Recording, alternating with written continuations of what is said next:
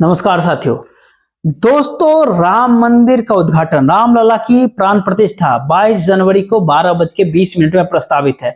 महज केवल 36 से 48 घंटों का इस समय बचा, लेकिन राम मंदिर की राजनीति प्रसाद किसके हाथ लगेगी? दरअसल इसकी पूरी कमान बिहार के राज्य सुप्रीमो लालू यादव के हाथ में है। पीएम मोदी के हाथ में नहीं है। राम मंदिर को लेकर के जो माहौल तैयार किया जा रहा है, चुनावी डिविडेंड यानी चुनावी लाभांश पाने की कोशिशें की जा रही है, वो सारी कोशिश पीएम मोदी इसमें कितने कामयाब होंगे, इसकी पूरी कमान भी राज्य सुप्रीमो लालू यादव के हाथ में है। ये बात सुनते हुए काफी आश्चर्य लग रहा होगा कि लालू यादव तो सजाए आफ्ता है, लालू यादव के हाथ में सजा के मतलब राम मंदिर की राजनीति प्रसाद कैसे हो सकती है? तो दरअसल लालू यादव की हाथ में कमान कैसे है, यही बात तो बताने वाले हैं। केवल कुछ ही घंटों का समय बचा है और इन्हीं कुछ घंटों के भीतर जो कुछ बिसात नीतीश कुमार बिछा रखे हैं, उस पूरे बिसात के पीछे पूरी जिस तरीके से पूरी इंडिया गठबंधन खड़ी है, उस पूरी बिसात के सहारे जिससे एक सहमति की केवल उम्मीद जताई जा रही है, अगर वो सहमति अब तक पास नहीं हुई है, अगर कहा यह भी जा रहा है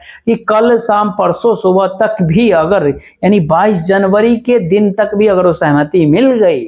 तो पूरी राजनीति बिसात ही पलट जाएगी, बाजी ही पलट जाएगा 2024 के लोकसभा चुनाव की, पीएम मोदी की भी लोकसभा चुनाव को जितना जल्द हो सके, समय से कुछ 2 महीना पहले हो तो 31 मार्च से पहले भी कराने पे सोचना होगा। उस कराने के बावजूद भी उनको राहत मिलते हुए नजर नहीं आएगी, क्योंकि एक ऐसी बिसात इंडिया गठबंधन, इंडिया अलायंस ने बिछाई है। एक ऐसी बिसात इंडिया गठबंधन के अघोषित संयोजक ही सही बिहार के नीतीश कुमार ने बिछाई, जिसमें पूरी तरह से पीएम मोदी और भारतीय जनता पार्टी उसमें ट्रैक होते हुए दिख रहे हैं। क्या है पूरा मामला, यही बात बताते हैं।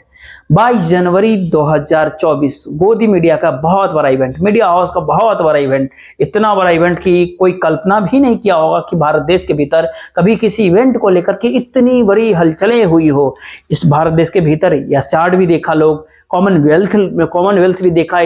रिलायंस वर्ल्ड कप भी इस देश ने देखा, विल्स वर्ल्ड कप भी देश देखा है। इस देश ने 2011-2023 का वर्ल्ड कप भी देखा है। इस देश ने पहली गैर कांग्रेसी सरकार भी देखी है और इस भारत देश में वो सब कुछ देखा है। जब इमरजेंसी के दौर में, उसके बाद इस देश को एक ऐसे दौर में डाला गया कि पूरे हिंदुस्तान को ओपन जेल बनाया गया और उस ओपन जेल के बाद जो है राजनीति के भीतर इंदिरा इज इंडिया और इंडिया इज इंदिरा कहा जा रहा था, लेकिन आम जनमानस ने भारत के नकार दिया। उस माहौल के खिलाफ हिंदुस्तान की आम जनमत ने सार्वजनिक तौर पर अपने इलेक्टोरल राइट्स का, अपने वोटिंग राइट्स का इस्तेमाल किया और इस देश में राम मंदिर को राजनीति में घसीटने, सुप्रीम कोर्ट के आदेश से बन रहे राम मंदिर के आदेश के जिस प्रकार से भंडा प्रदर्शन इस देश के मीडिया पत्रकार कर रहा है और 22 जनवरी को इसके तो क्लाइमैक्स के ऊपर पहुंचने की पूरी कवायद है, तो फिर अब तक ये सारे पत्रकारिता ऐसे सुने होंगे। कुछ लोग राम पत्रकारिता भी कहते हैं, लेकिन ये राम पत्रकारिता कभी भी नहीं हो सकती, क्योंकि मर्यादा पुरुषोत्तम श्री राम की पत्रकारिता ऐसी नहीं हो सकती। दरअसल इस दौर में सत्ता की राजनीति की चाशनी में डूबे वो राजनीति है, सियासत है, वो पत्रकारिता है जिसने इस भारत देश के पूरे माहौल को इस प्रकार से सांप्रदायिक बनाने की कवायद में जुट गई, जिसकी काट बिहार के नीतीश कुमार ने तैयार कर दिया। जरूरत है तो केवल लालू यादव की सहमति की, राज्य सुप्रीमो लालू यादव की सहमति की। सब यही कामना करता है कि लालू यादव को अगले कुछ घंटों में जरूर कोई सद्बुद्धि आएगी, वरना केवल 36-48 घंटे बचे हैं जो पूरे राम मंदिर को लेकर के जो माहौल तैयार किया जा रहा है, उस माहौल में लालू यादव अगर नहीं चेते, लालू यादव अगर अपनी महत्वाकांक्षाओं के ऊपर लगाम की कवायद जो है फिलहाल के लिए नहीं लगाई, तो फिर राज्य सुप्रीमो लालू यादव की छवि, उन लालू यादव की छवि हमेशा के लिए धूलमिल हो सकती है, जिन लालू यादव ने, राज्य सुप्रीमो ने इस देश की सांप्रदायिकता को भट्टी में जाने से बचाया। 1990 के दशक में 22-23 अक्टूबर के रात, उस दरवानी रात, समस्तीपुर की वो जगह जब लालू यादव ने भारतीय जनता पार्टी को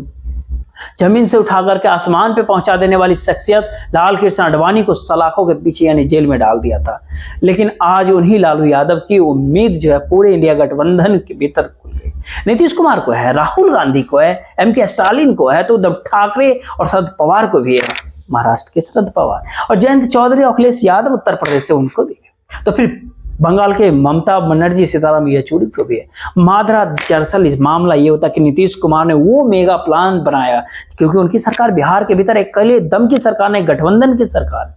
एक ऐसा मेगा प्लान अगर तैयार किया कि लालू यादव की सहमति मिलने के बाद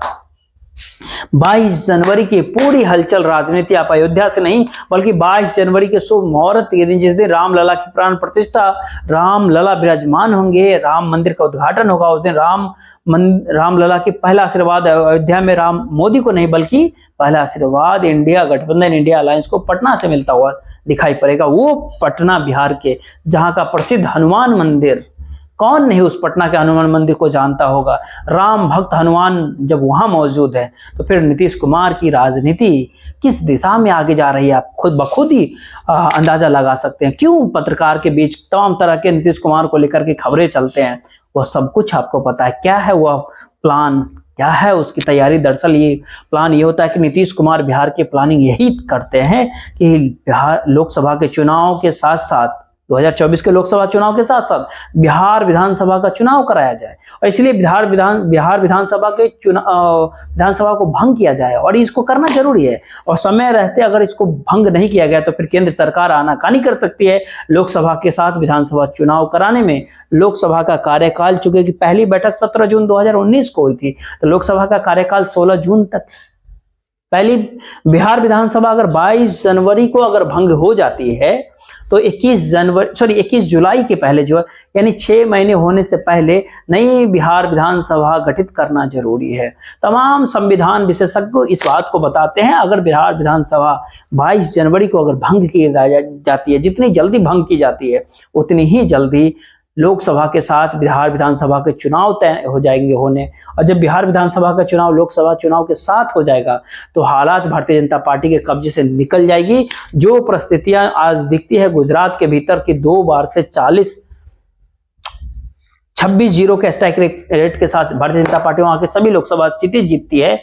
अगर वहां पर लोकसभा के साथ बिहार विधानसभा चुनाव हो गए तो 40-0 का स्ट्राइक रेट अगर इंडिया गठबंधन के पक्ष में बिहार से आ जाए तो इस बात से किसी को आश्चर्य नहीं होगी। कई सारी खबरें चलती है, राष्ट्रीय जनता दल यूनाइटेड, इन सारे लोगों को कवर करने वाले लोग जो बताते हैं, पटना की राजनीति को जो करीब से जो देखते हैं, उन लोगों का कहना होता है, नीतीश कुमार के काफी करीबी लोग कहते हैं कि सबका कहना होता है कि लालू यादव को सद्बुद्धि कब आएगी, कब वो इस बात को लिए तैयार होंगे। गलती राज्य सुप्रीमो लालू यादव की भी नहीं होती है, वो बिहार के विधानसभा में सिंगल लार्जेस्ट पार्टी की राष्ट्रीय अध्यक्ष है, यानी उनकी विधायक की संख्या 79-80 से एक कम। भारतीय जनता पार्टी के भी 1 या 2 कम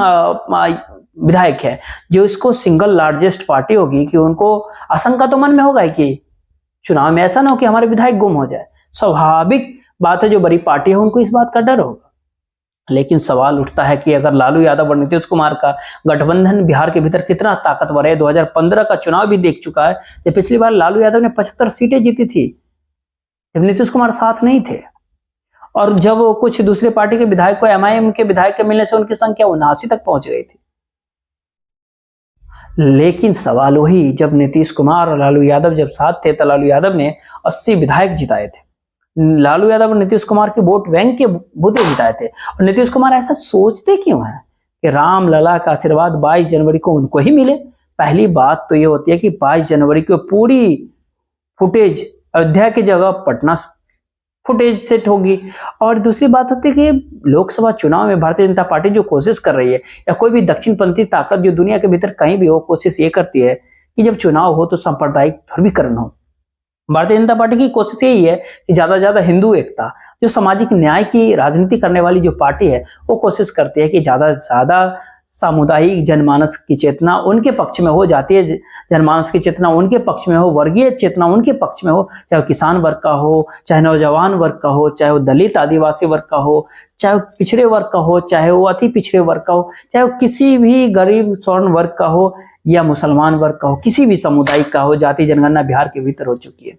215 के करीब जातियां, सभी धर्मों को मिलाकर, हिंदू मुसलमान सबको मिलाकर 215 जातियां करीब बिहार में चिन्हित की गई, उनकी गिनती कराई गई। जब वो 40 सीटों के ऊपर लोकसभा की चुनाव होगी तो मुश्किल से केवल 7 या 8 जातियों में सारी सीटें बट के रह जाएगी। क्या भारतीय जनता पार्टी, क्या विपक्षी दल, क्या NDA,